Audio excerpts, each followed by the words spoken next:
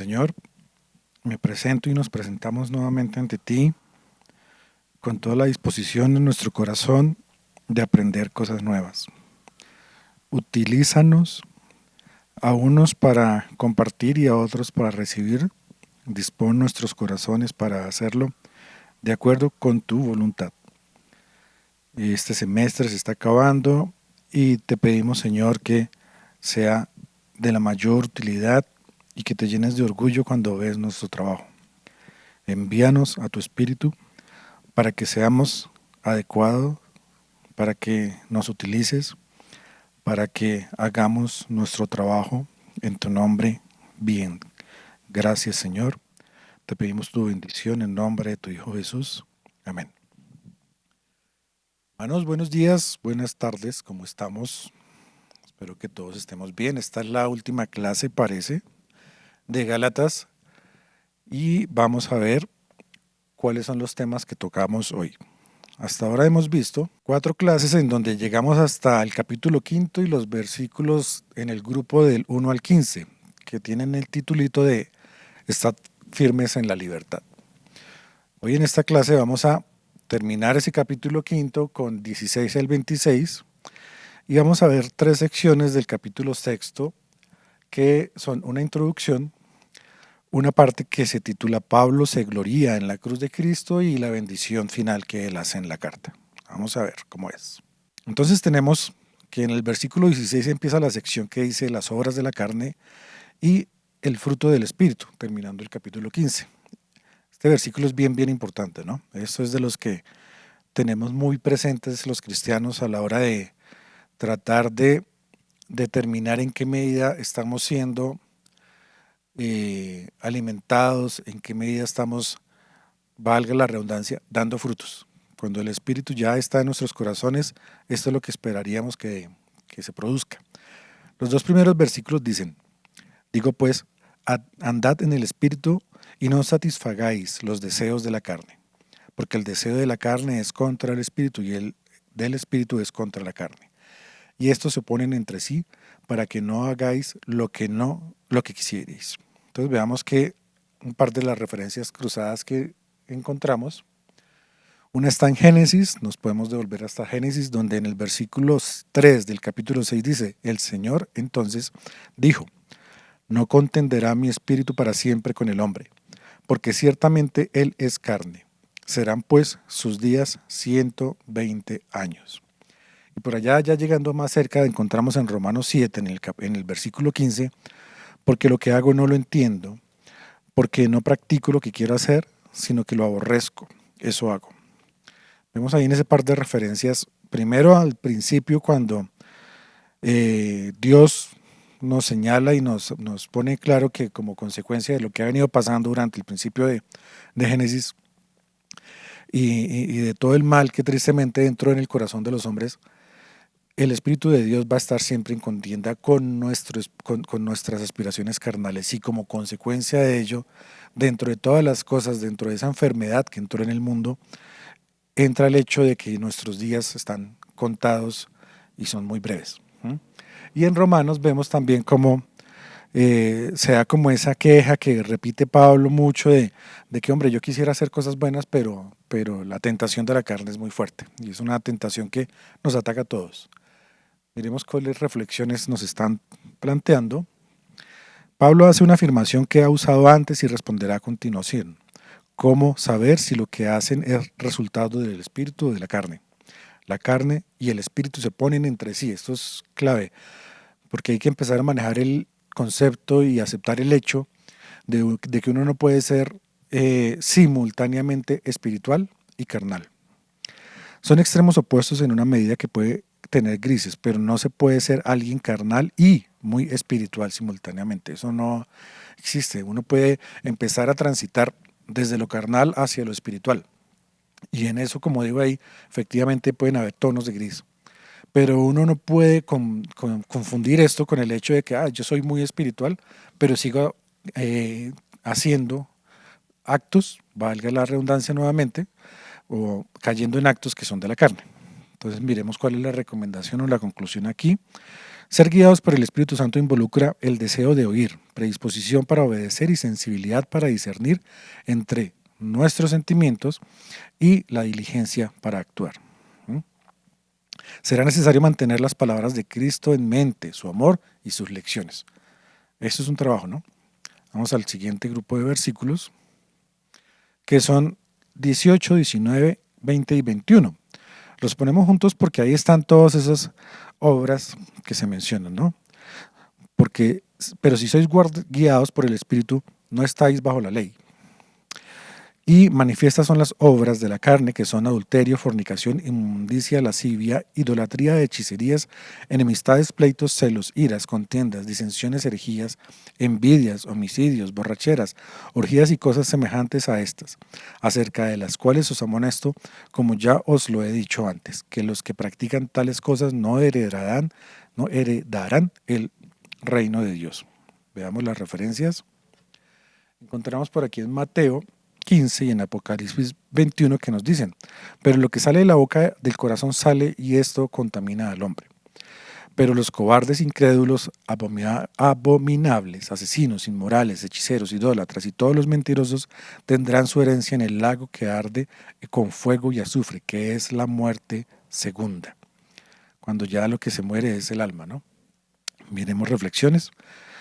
Se observa una diferencia entre obras y frutos. Unos son consecuencia, los otros son resultado. Las obras de la carne pueden categorizarse como pecados sexuales, los primeros 4, los relacionados con religiones paganas, los siguientes 2, pecados del temperamento o carácter, los siguientes 9, y pecados de ebriedad, ¿cierto?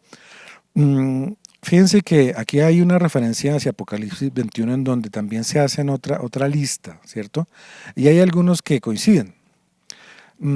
Hay personas que toman esto como una literal lista y chulean qué es lo que han hecho y qué es lo que no han hecho para ver qué tan pecadores son. Y esto nos puede llevar a caer en errores, porque cuando Jesús hacía, por ejemplo, su reflexión de que si solo miramos a alguien con rabia o con deseo o de mala manera, ya estamos empezando a pecar en el corazón. Entonces, esas listas que hacemos, nosotros mismos, pueden caer en subjetividades y hay más que empezar a medirme, que es como volver a la ley, que es de lo que se trata todo este libro, es dispensar, es poner, es entregar nuestro corazón para que el Espíritu sea que haga la obra. En la medida en la que lo hagamos así, los frutos se van a ir manifestando y nos vamos a ir alejando de todas estas obras. Ojo que la diferencia entre obras y frutos son muchas, las podemos ir analizando en muchos otros libros, pero hay que tener en cuenta que las obras son consecuencia de las decisiones o de los actos que cometemos, mientras que los frutos son resultado. Y esto es parte de lo que nos aleja de cualquier otra interpretación teológica de la salvación en cuanto a que si nos salvamos por obras o si nos salvamos por fe. Solo por obras o por obras no lo vamos a poder hacer porque las obras son de alguna forma intencionales. Son consecuencia de que hagamos, de que tomemos decisiones, mientras que los frutos son como lo que obligatoria o naturalmente va a producir un buen árbol. Entonces, cuando nos pegamos de esa vid que es Jesús, cuando nos vamos a ese jardín en donde nos espera Dios, los frutos son inevitables. De manera que la diferencia entre frutos y acciones para salvación es que los frutos van a surgir espontáneamente. Miremos cuál es la recomendación o reflexión al final de esto. Si fuéramos cuidadosos para actuar bajo la dirección y el poder del Espíritu bendito, aunque no fuésemos liberados de los estímulos y de la oposición de la naturaleza corrupta que queda en nosotros, esta no tendría dominio sobre nosotros. El hecho de que seamos cristianos no nos va a poner una capa a lo Harry Potter ni una esfera como podemos imaginarnos que nos proteja de la tentación, ni del dolor, ni de los males del mundo, ni cosas de esas. Vamos a seguir en el mundo porque lo que nosotros estamos esperando no está aquí. La manera en la que nos cambia el ser cristianos es en la forma como enfrentamos esas tentaciones, esos dolores, esos males y el solo hecho de seguir aquí por un tiempo más, porque para nosotros el premio está más adelante. Y sin embargo, la esperanza que da Jesús con su evangelio, la esperanza que nos da Jesús con su muerte y con el hecho de que Él haya pagado por nosotros, es, cuando lo entendemos, premio suficiente para estar tranquilos en esta vida. ¿No? Vamos a ver la última partecita de este 16 al 26. Dice más, el fruto del Espíritu es amor, gozo, paz, paciencia, benignidad, bondad, fe, mansedumbre, templanza. Contra tales cosas no hay ley. Aquí este versículo lo dejamos aparte, porque ese sí que es clave. Debemos, más que ponernos a ver cuáles son las tentaciones de las que me estoy alejando, nos tocaría más bien preocuparnos en qué medida estamos viendo estos frutos. Porque en la medida en la que no los veamos, necesitamos más oración, necesitamos más humildad de nuestro corazón para que sea el Espíritu el que nos guíe y que estas cosas se vayan dando. Miremos referencias cruzadas. En Juan 15, en el versículo 5 dice, yo soy la vid, vosotros los sarmientos. El que permanece en mí y yo en él, ese da mucho fruto, porque separados de mí, nada podréis hacer. Clave, ¿no? Vid, porque esto es un elemento que necesitamos para comprender todo el mensaje del libro e incluso que se aplica muchísimo hoy en cosas que tal vez podamos reflexionar al final. En Mateo 16:20 nos dice, por sus frutos los conoceréis. ¿Acaso se recogen uvas de los espinos o higos de los abrojos? La figura de frutos es, yo creo que clara, es repetitiva en el Nuevo Testamento, de manera que no debería ser mucha dificultad. Miremos qué reflexiones nos proponen. El fruto del Espíritu es la obra espontánea del Espíritu Santo en nosotros. El Espíritu produce estos rasgos del carácter que se encuentran en la naturaleza de Cristo. Fíjense que aquí ya lo que nos están de alguna forma empezando a señalar también, y quienes vamos entendiendo, gracias a Dios, eso de ser cristianos, es en qué medida nos logramos parecer a lo que manifestaba en su carácter Cristo. Si nosotros nos podemos ver todos estos frutos, todos estaban presentes y muchos más seguramente en todo lo que nos dejó dicho, en todo lo que hizo, en todo lo que mostró Jesús. El carácter de Cristo a través del Espíritu Santo se pone en nuestros corazones y empieza a producir esos frutos que son naturales. En donde sembramos cosas buenas van a salir cosas buenas. La recomendación al final nos dice, si queremos que el fruto del Espíritu se desarrolle en nuestras vidas, debemos unir nuestra vida con la de Él. Debemos conocerlo, amarlo, recordarlo, imitarlo. Estos son el producto del control de Cristo. No podemos obtenerlo por tratar de llevarlos sin su ayuda. Con solo nuestra intención, y mucho menos por fuera de la aceptación de Cristo como Salvador, estos frutos no se dan. Esta es una de las cosas en donde eventualmente vamos a encontrar personas que nos dicen, pero es que yo soy bueno. Y nos lo pueden decir, no, yo tengo gozo, yo soy muy tranquilo, yo tengo mucha paciencia. Pero ahí nos encontramos este tema de las moralidades subjetivas. Cada quien se considera bueno en su propio criterio. Pero cuando eso lo comparamos con las normas que en el Sermón de la Montaña nos da Jesús, empezamos a ver que no es suficiente. Y cuando además nos damos cuenta de que la disposición espiritual del hombre, que es más carnal que espiritual, nos lleva innegable e inevitablemente hacia la tentación y más aún al pecado. Entonces, cuando entendemos que esa moralidad no puede ser subjetiva, sino que es la del Señor, que fue quien nos dijo, quien nos la dio y quien nos la puso en el corazón, solamente en la medida que entregamos nuestras vidas, nuestros corazones, nuestras disposiciones al Espíritu, van a darse esos frutos. De otra manera, no se puede. Estos solitos no se puede hacer. Vamos a ver los siguientes versículos de 24, 25 y 26. Sí, ahí están. Pero los que son de Cristo han crucificado la carne con sus pasiones y deseos. Si vivimos por el Espíritu, andemos también por el Espíritu. No nos hagamos vanagloriosos, irritándonos unos a otros o envidiándonos unos a otros. Aquí nos hace un par de recordatorios, Pablo, de la necesidad de ser congruentes, de que si estamos en la iglesia no es porque venimos los domingos y escuchamos una palabra y salimos motivados, porque esto no es una charla de motivación, sino salimos reflexionando, salimos alimentados.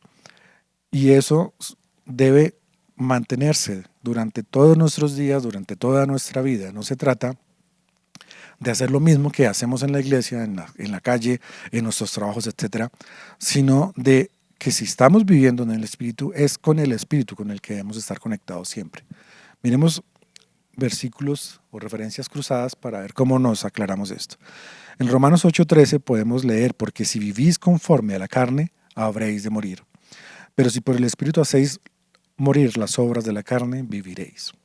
En Juan 6:63 dice, el Espíritu es el que da vida, la carne para nada aprovecha. Las palabras que yo os he hablado son espíritus y son vida. Aquí hay que entender una cosa clave cuando nos dicen que, y cuando repiten tanto, la carne es carne y muere, en cambio el Espíritu es permanente y se queda. Todo lo que nosotros comemos nos alimenta y efectivamente nos mantiene vivos acá, porque pueden confundirse esas cosas. La carne necesita nutrientes acá, necesita cosas, entre comillas, del mundo, pero alimentarlas o alimentar este cuerpo tiene una sola conclusión, la muerte inevitable. Todo lo que está en este mundo, todo se desmorona, todo se daña, todo se pierde, todo se pudre, todo lo roban, etc. En cambio, lo que se alimenta al espíritu, eso permanece.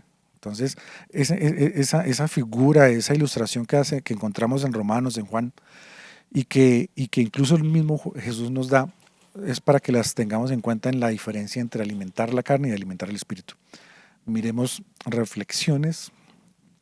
Pablo habla del arrepentimiento en forma metafórica como una crucifixión de la vieja vida del pecado, al dejarla atrás de manera completa y definitiva.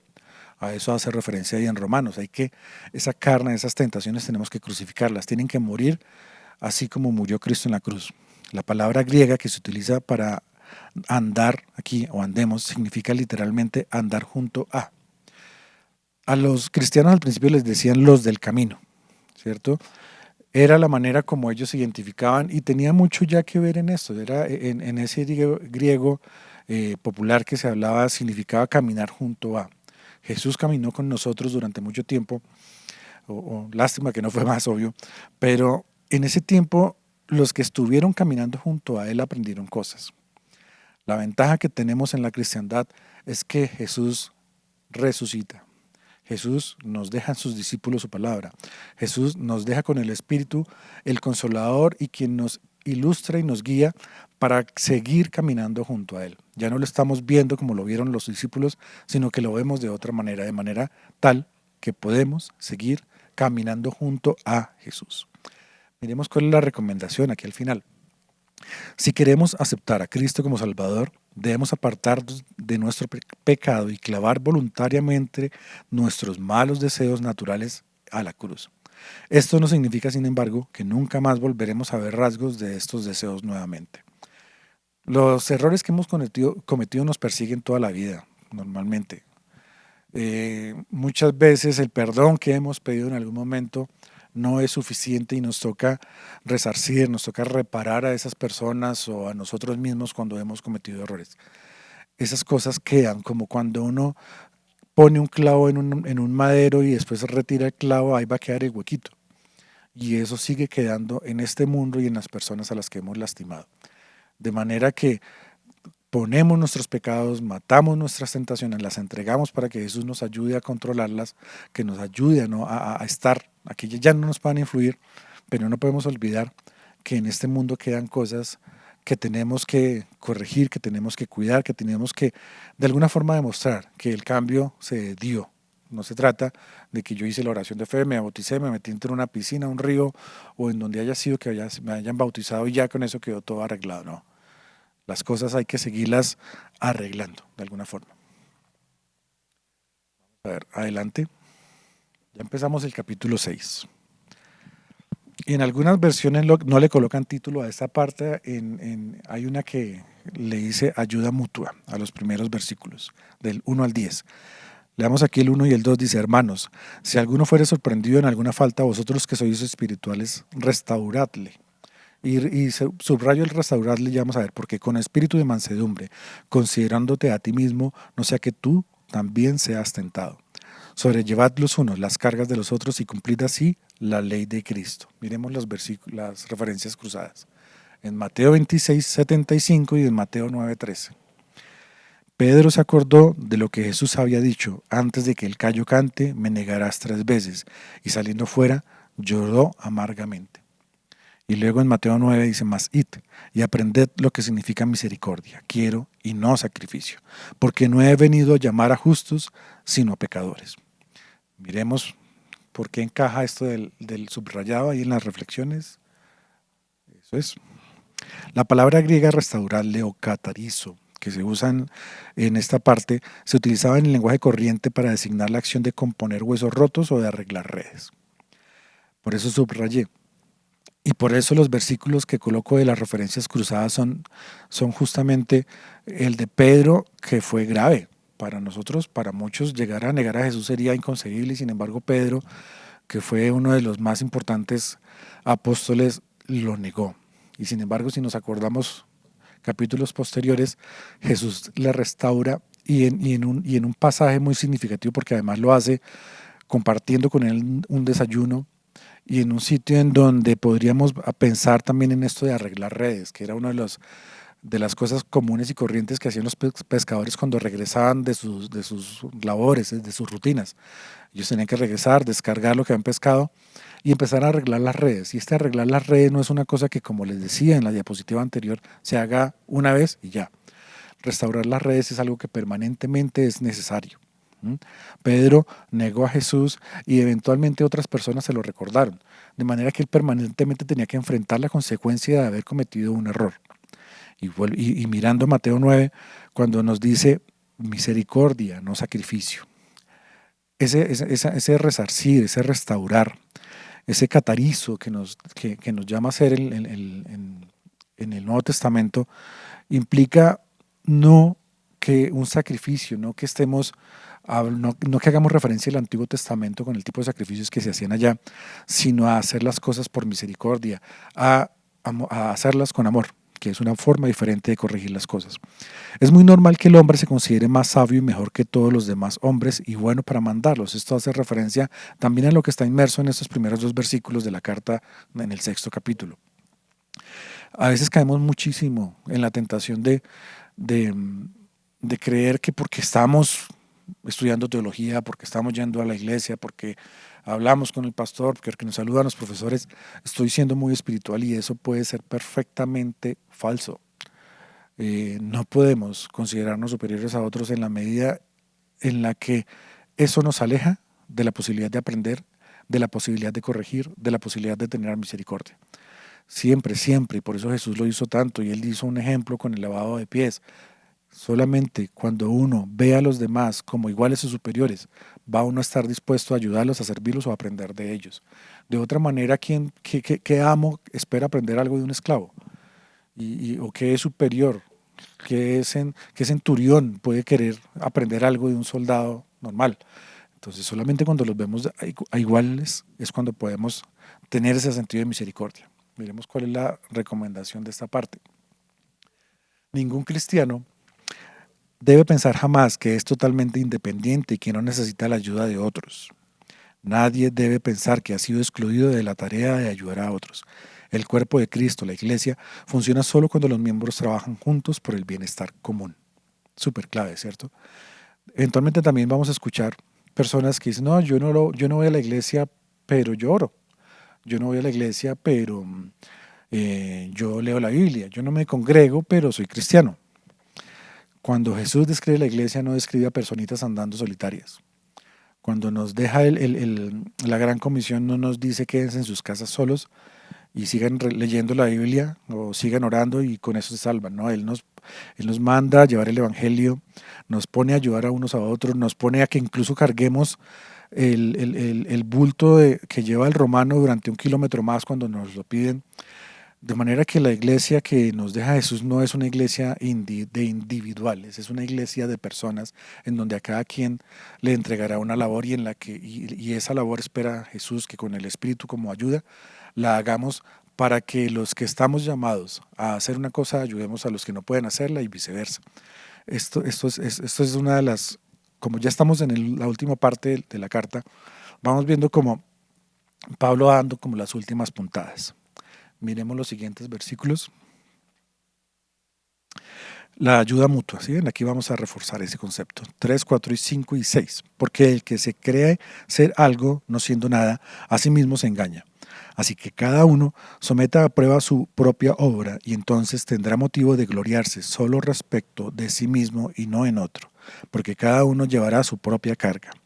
El que es enseñado en la palabra, haga partícipe de toda cosa buena al que lo instruye. Miremos aquí cuáles son las referencias cruzadas. Una en Proverbios 20, 26, 12 y otra en Lucas 18, 11. En Proverbios dice, ¿has visto a un hombre que se tiene por sabio? Más esperanza hay para el necio que para él. Por acá en Lucas 18, 11 encontramos, el fariseo puesto en pie oraba para sí de esta manera. Dios, te doy gracias porque no soy como los demás hombres, estafadores, injustos, adúlteros, ni aun como este recaudador de impuestos. ¿Se acuerdan de ese pasaje? Miremos las reflexiones antes de charlar un momentico. El engreimiento conduce a la arrogancia sobre los logros propios frente a los logros de otra persona. Pablo insiste en que tomemos en cuenta las necesidades de quienes nos enseñan junto con el beneficio de una buena enseñanza bíblica. Hay que ser conscientes de que nuestros maestros también son frágiles. Miremos la primera parte. Estamos hablando en la diapositiva anterior de que en el momento en el que consideramos superiores a otros, empezamos a alejarnos de esa búsqueda de la perfección que encontraremos o que solamente encontramos en Cristo. En Proverbios y luego el mismo Jesús en Lucas nos dice que cuando creemos que ya hemos hecho todo, estamos mal. Y me gusta mucho el ejemplo del fariseo. En la medida en la que podemos encontrarnos y estas personas hay que amarlas y hay que confiar o orar para que se bajen, como diríamos, de esa nube. Nos encontramos en la iglesia personas que porque leyeron, que porque estudiaron, que porque ya no son ladrones, ya no son estafadores, ya no son injustos, ya no son adúlteros y señalan a otras personas como pecadores.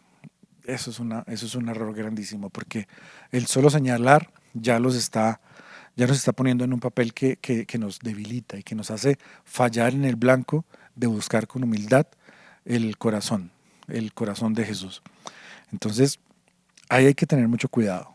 Por mucho que estudiemos, todo lo que estudiamos, todo lo que aprendemos, todas las habilidades o todos esos dones con los que nos han bendecido son para el servicio de los demás, no son nunca para engreírnos. Hay una partecita aquí en el sexto versículo que dice que el que es enseñado en la palabra haga partícipe de toda cosa buena al que lo instruye. Hay quienes hacen o llevan este versículo hacia que los maestros en las iglesias, sobre todo en esa época, se dedicaban específicamente a eso. De manera que quienes recibían enseñanza en las iglesias debían tener en cuenta que esos personajes allá que dedicaban todo el día, que estaban en la iglesia un tiempo ayudando y otro tiempo enseñando, no tenían tiempo de trabajar.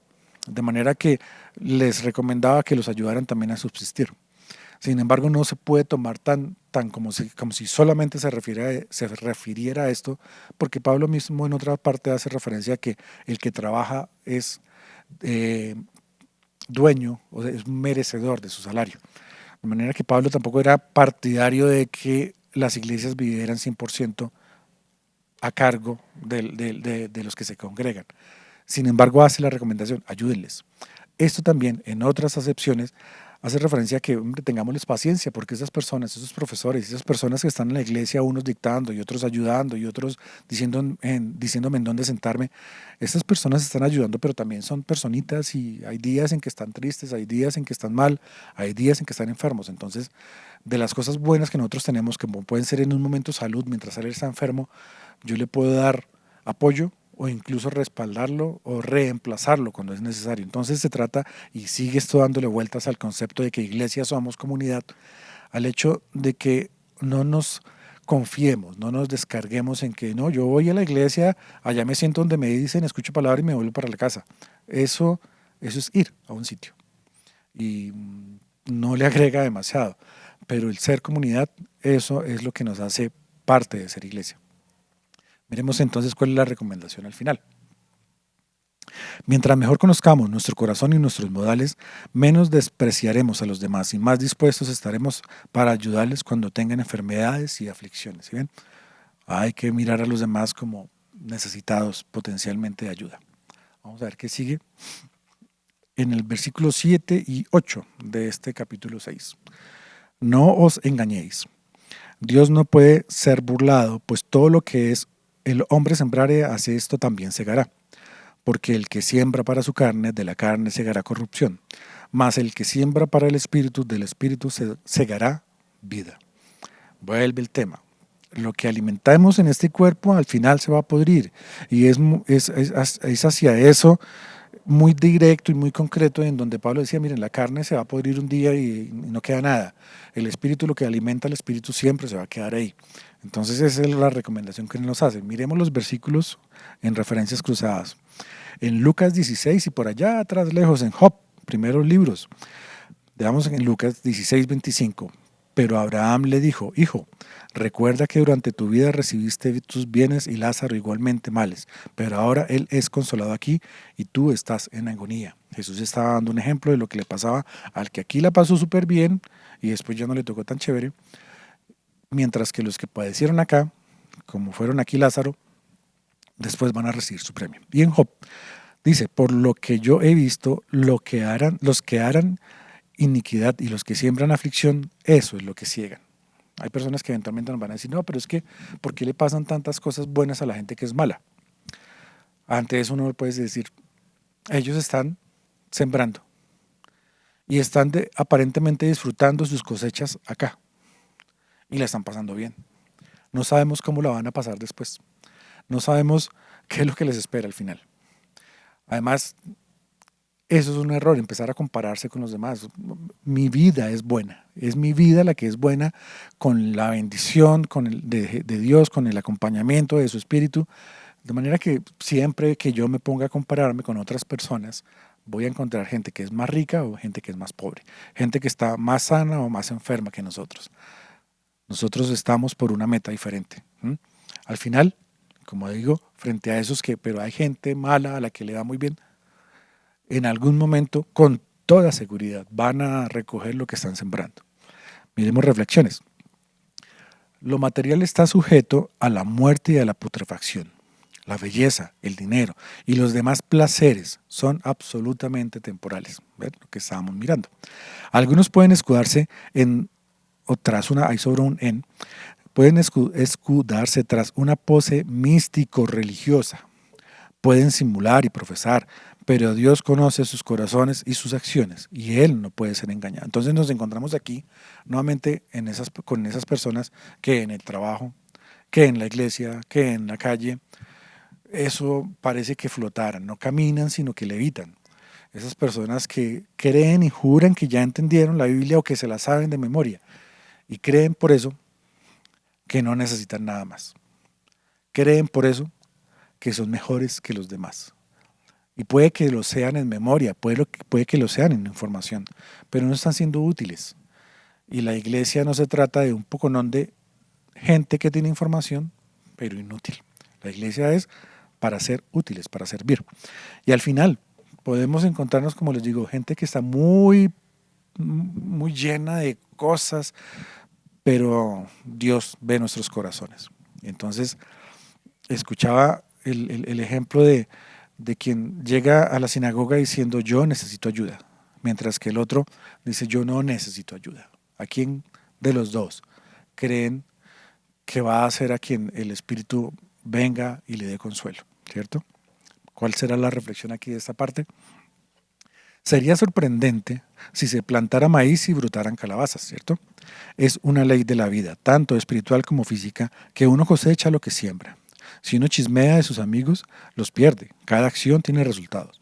Si usted planta para sus propios deseos, cosechará lamentos y maldad. ¿Qué tipo de semillas estamos sembrando? Una pregunta que nos toca permanentemente hacernos. Miremos qué sigue. Los últimos dos versículos de esta sección dicen, no nos cansemos pues de hacer el bien, porque a su tiempo segaremos y si no desmayamos. Así que tengamos Según tengamos oportunidad, hagamos bien a todos y mayormente a los de la familia de la fe. Miremos las referencias cruzadas de Deuteronomio 11, 14 y en Mateo 5, 43. Él dará a vuestra tierra la lluvia a su tiempo, lluvia temprana y lluvia tardía, para que recojas tu grano, tu mosto y tu aceite. Y acuérdense que esa lluvia es para todos, ¿no? Para justos e injustos. En Mateo 5, 43 y 44 nos dicen, oísteis que fue dicho, amarás al prójimo y aborrecerás a tu enemigo. Aquí Jesús está haciendo referencia a la ley, ¿cierto? En la ley les enseñaron eso a los judíos y les están diciendo, ustedes escucharon que esto, pero yo les digo, amad a vuestros enemigos y bendecid a los que os maldicen. El versículo es más largo, pero esta parte es la que nos está poniendo, y por eso el sermón de la montaña es tan importante, nos está poniendo el nuevo estándar. Aquellos que eventualmente crean que ser cristiano es chévere y fácil y que Dios es estrictamente amor y que a todo el que llegue lo vamos a amar, no es tan así, porque implica una redención, y la redención no es solamente llegar, arrodillarme y ya. La redención implica que voy a tener retos importantes, que si yo estaba acostumbrado a que con la gente que me hacía daño no me metía, pero tampoco los perdonaba, ahora nos está diciendo Jesús, amad a vuestros enemigos, nos la pone muy de para arriba. ¿Cuántos somos realmente capaces de amar a las personas que nos han hecho daño? Y acordémonos, olvidar no es perdonar, ¿cierto? Miremos reflexiones. Es desalentador hacer continuamente el bien y no recibir ninguna palabra de agradecimiento o ver resultados tangibles. Pablo desafió a los Gálatas y nos desafía a nosotros a seguir haciendo lo bueno y confiar a Dios los resultados. No es esperar. Cuando uno siembra, hay muchos árboles grandes, importantes, que cuando uno los siembra no va a ver resultados en un año o dos. Hay plantaciones que se demoran muchos años en surgir, y más cuando se trata ahora, como estamos hablando, de lo espiritual. La reflexión al final nos dice, nuestro tiempo es tiempo de siembra. En el otro mundo segaremos lo que sembramos ahora. Hay dos clases de siembra, una para la carne y otra para el espíritu. Así será la rendición de cuentas en el más allá. Eso es sencillo de entender, yo creo.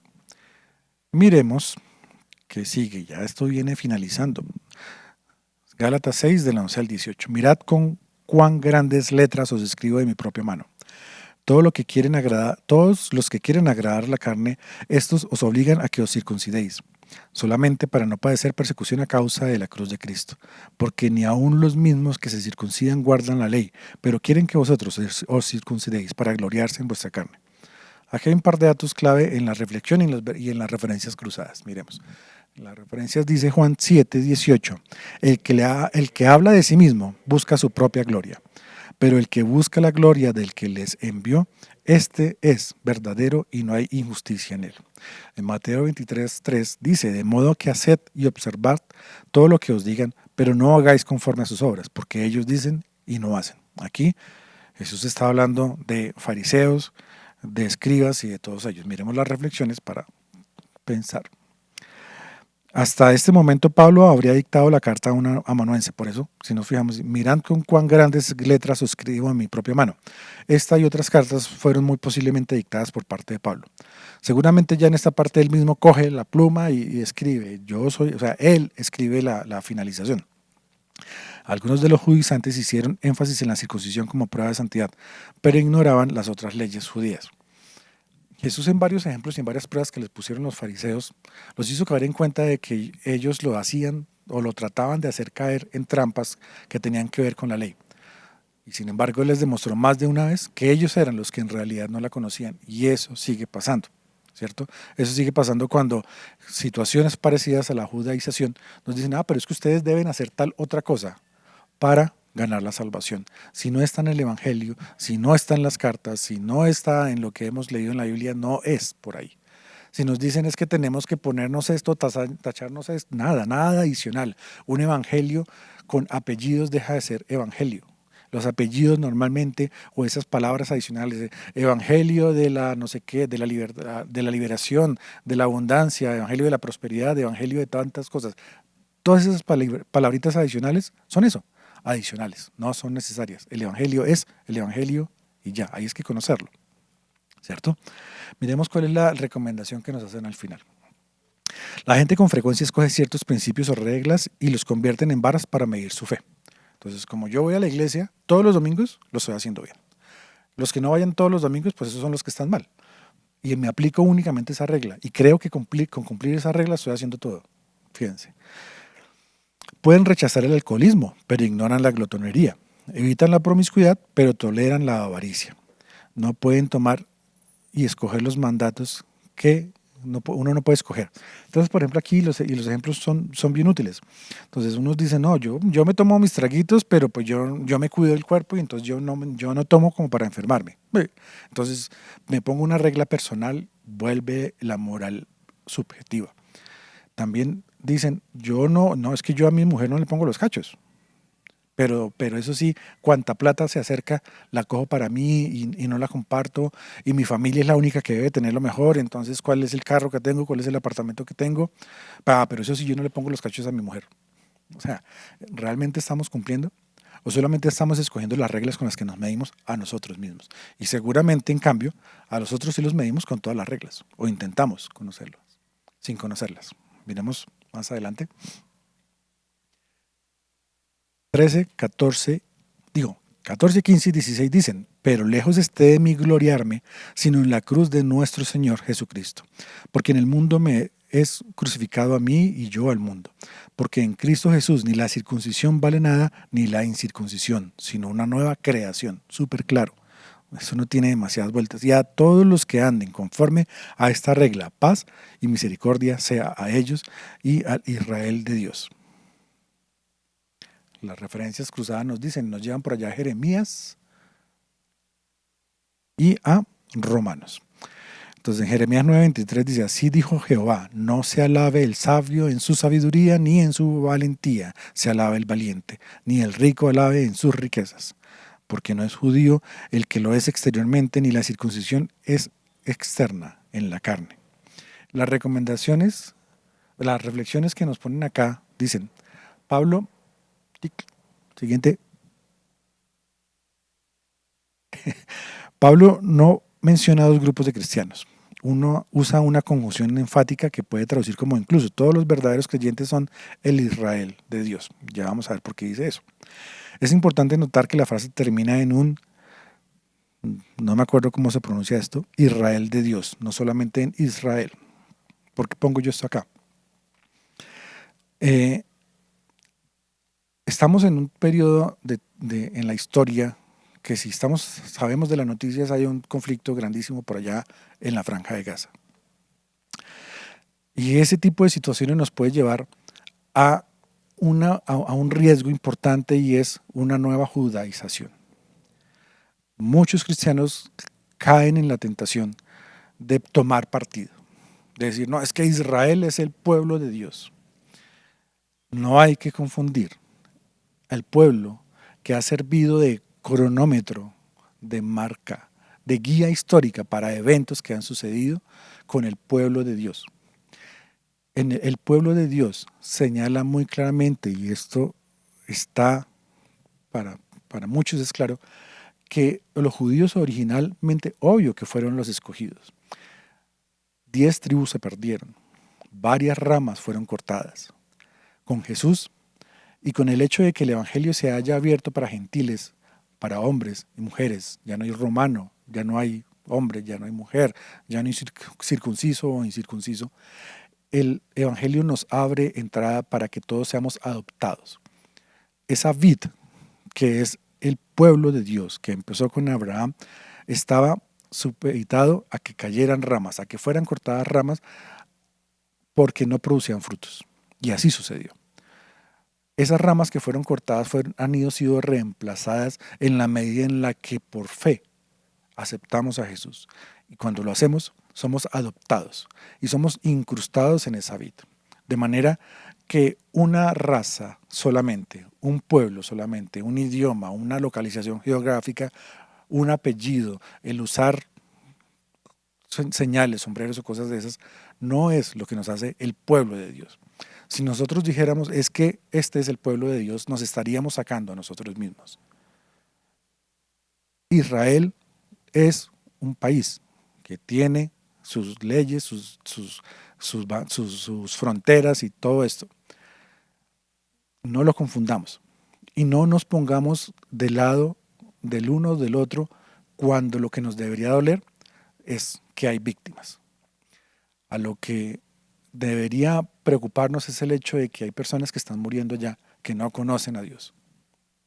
Hay personas allá que mueren, sean de uno o del otro pueblo, que no conocen a Dios. Eso es grave. Yo no me voy a extender mucho acá, pero los invito a que tomen en cuenta eso. A que no caigamos por eventos históricos ahora que lo estamos haciendo cuando grabamos o más adelante cuando de repente vuelva a suceder, en que por situaciones histórico-geográficas o políticas tomemos partido. Nosotros no podemos tomar partido de alguien que actúa con violencia, de alguien que se considera con autoridad de matar a otras personas, mucho más si son niños, mujeres, ancianos y personas indefensas. Miremos cuál es la reflexión aquí de esta parte. El mundo está lleno de incitaciones. Cada día somos confrontados por presiones culturales sutiles como también con propaganda abundante. La única forma de escapar de estas influencias destructivas es pedir a Dios que nos ayude a morir a ellas, así como Pablo lo hizo.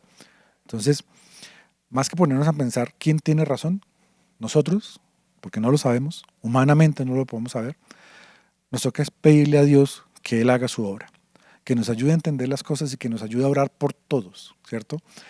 Muchas cosas, esto en esta ocasión, muchas cosas en todas ocasiones, son influencias culturales, políticas, religiosas, de insinuaciones que nos pueden hacer líderes que se equivocan o que malintencionadamente lo hacen, y ahí es donde nos toca entregar, morir a esas tentaciones, como Pablo lo hizo, como Pedro lo hizo cuando le pidió tantas veces perdón a Jesús. Es estar entregándonos permanentemente, es conectarnos con la voluntad, es conectarnos con el Espíritu. Vamos más adelante. Y aquí termina con 2 versículos. De aquí en adelante nadie me cause molestias porque yo tengo en mi cuerpo las marcas del Señor Jesús. Y dice al final, hermanos, la gracia de nuestro Señor Jesucristo sea con vuestro espíritu.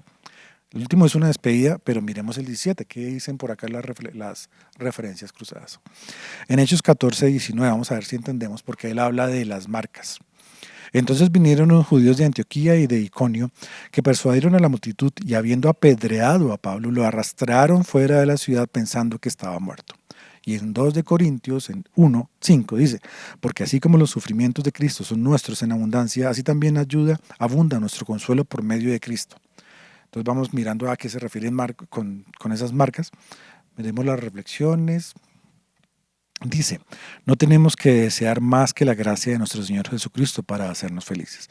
El apóstol no ora que la ley de Moisés o la justicia de las obras sea con ellos, sino que la gracia de Cristo sea con ellos. Entonces, para aclarar lo de las heridas, de pronto Pablo aquí lo que dice es, él quiere dar por zanjada la situación, él quiere dar por zanjada la discusión, él espera que hayamos entendido y que así como él puede mostrar con las marcas que tiene en su cuerpo, ha sido apedreado, ha sido latigado, lo han arrastrado, lo han botado, le han hecho de todo, él tiene todas las marcas para demostrar en lo físico que ha promulgado el Evangelio, ¿cierto?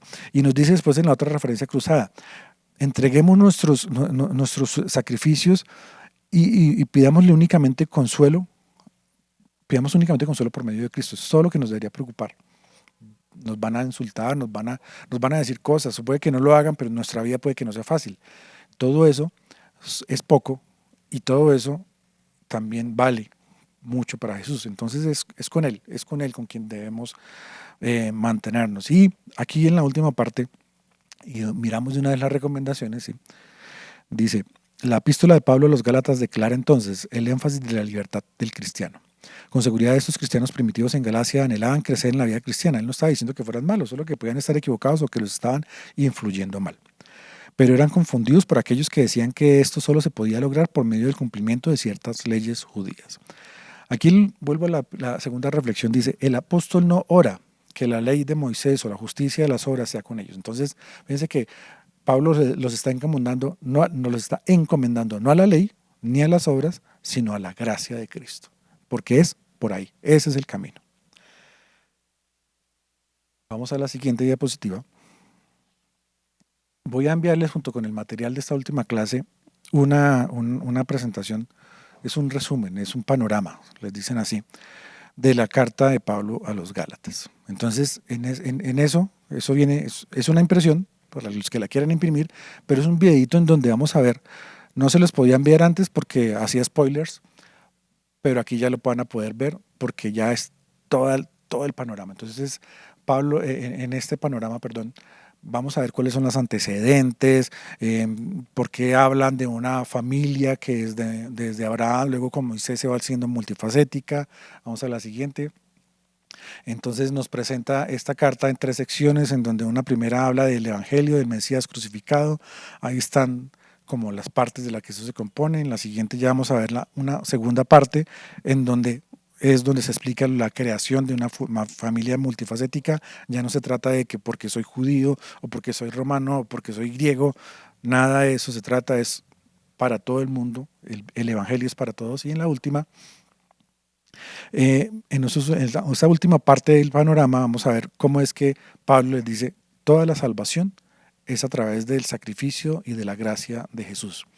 Todo va hacia allá, ahí es donde se consuma, eso es lo único necesario y de acuerdo con que eso lo entendamos vamos a poder dar frutos. Ese panorama es súper clave, es súper bonito, fácil de entender. En la siguiente, ahí está la foto completita, eso es lo que les voy a enviar para que lo puedan imprimir, para que lo puedan resaltar, mirar. O sea, cuando uno ya ha leído toda la carta de Gálatas, esto lo revisa y lo entiende súper bien, súper fácil.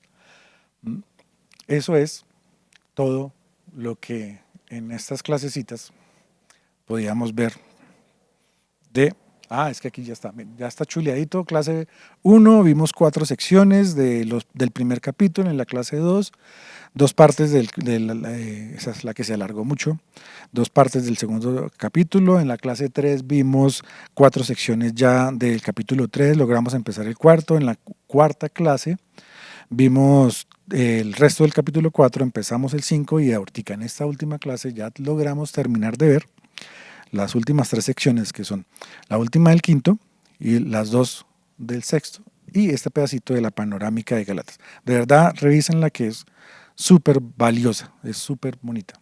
Bueno, de verdad, gracias a todos, espero que sea de utilidad, que podamos aprender algo. Los invito como siempre a que en esto, así como en hermenéutica, así como en homilética, así como en todas las clases que tengamos en teología y aún en nuevos tiempos, aún en vida nueva y sobre todo también, obvio, en desarrollo cristiano, que repasemos, que esos apuntes que tomamos les echemos una ojeada una que otra vez. En este semestre y en el anterior ya pudieron ver que lo que estamos dejando son guías que no solamente son para que resolvamos el cuestionario y ya. Esas guías déjenlas por ahí guardadas en alguna parte. Las tratamos de hacer corticas, les agregamos un cuadro sinóptico que así como por el estilo de este panorama de Gálatas, con solamente ver esos cuadros sinópticos vamos a poder repasar lo de la clase. No necesitamos ponernos a leer todo. Si lo quieren hacer, excelente, porque más aprendemos. Pero si solamente quieren dar un repaso, miremos esos cuadros sinópticos. Algunos profesores usaron una manera, otros. Hay unos que somos más así como cuadriculados, entonces lo ponemos muy organizado. Estamos aprendiendo y estamos tratando de darles las herramientas para que esto sea útil, que ya no sea solamente una respuesta a una simple pregunta, sino que aprendamos más. Porque los que tenemos la bendición que muchos no tienen de estudiar teología en un instituto como lo trata de hacer en Tierra Deseable, no se logra hacer en muchas partes, porque no estamos influenciados de ninguna manera, sino únicamente nos vamos a lo que está en las Escrituras. Entonces, esforcémonos por aprender, por repasar, pidámosle de verdad al Espíritu de nuestro Señor a que por medio de todo lo que hizo Jesús y todos los consejos y todos los sacrificios y todas las palabras que nos dejó, que haga de nuestras vidas honrosas, que haga de nuestras vidas dignas de una sonrisa de nuestro Señor. Entonces, les doy muchas gracias y muchas bendiciones para todos. Bueno, hasta la próxima.